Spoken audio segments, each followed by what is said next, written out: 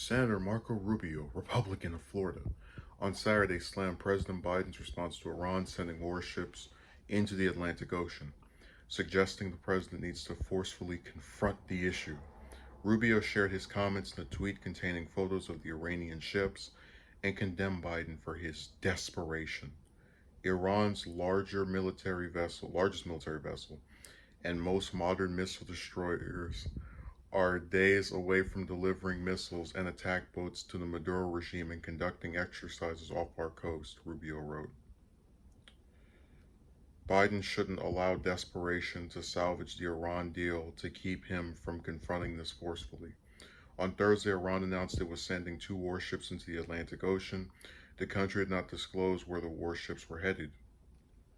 There have been reports and speculation that the ships could be headed toward Venezuela and might even be transporting weapons to the country.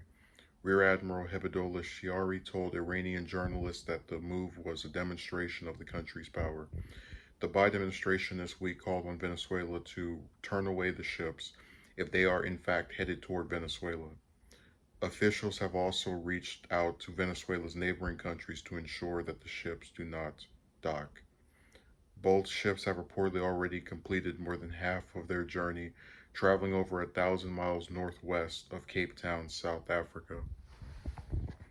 So Rubio is saying that because Biden is desperate to get back in the Iran nuclear deal, which I don't know who wouldn't be if you don't want to have a conflict with those people, he is not acting as aggressively as he could in telling Iran to make its warships go back to the nation instead of heading toward Venezuela.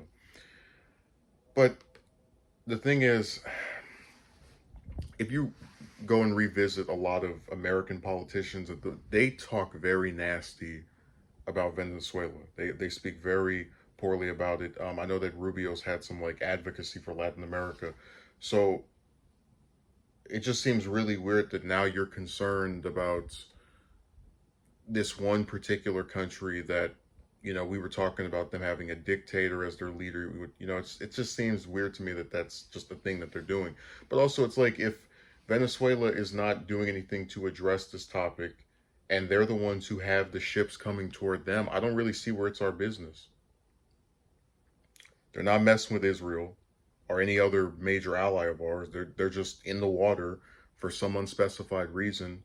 But until they come around us, I don't see where we should get involved. And it's so sad how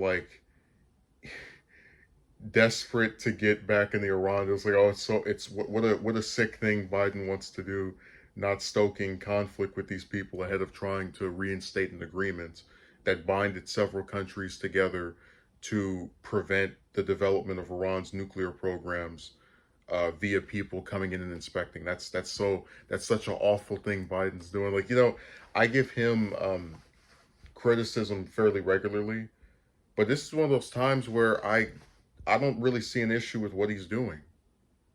If these ships come toward the U.S., he'll probably say something. I'd imagine he would, and if he didn't, then I think Rubio would be right to say something. But they're heading toward a country that we don't even like anyway, and we don't even know what they're going to do. So we just have this weird preemptive hostility.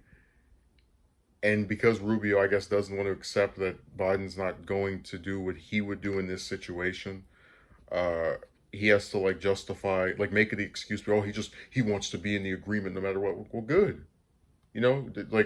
Oh man, being in the agreement means I'm not going to get mad at Iran over having some ships going toward a country that my country talks trash about its politicians, talk disparagingly of. It's not something that I find to really be that big of a problem because of the reasons just stated.